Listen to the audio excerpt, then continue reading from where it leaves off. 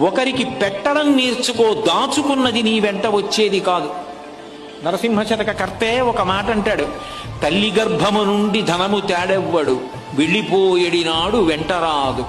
లక్షాధికారైన లవణమన్నమే కాని మెరుగు బంగారంబు మింగబోడు. విత్తమార్జన చేసి విర్రవీగుట కాని కూడబెట్టిన సొమ్ము కుడువలేడు.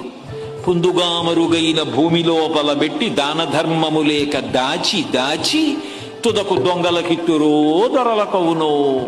తేనెజుంటీగలియవా తెరువరులకు భూషణ వికాస శ్రీధర్మపుర నివాస దుష్ట సంహార నరసింహ దురిత దూరా. తల్లి కడుపులోంచి వచ్చినప్పుడు తెచ్చుకున్నది ఏదీ లేదు. అమ్మ కడుపులోంచి వచ్చినప్పుడు ఎలా వచ్చాడో వెళ్ళిపోయేటప్పుడు కూడా అంతే.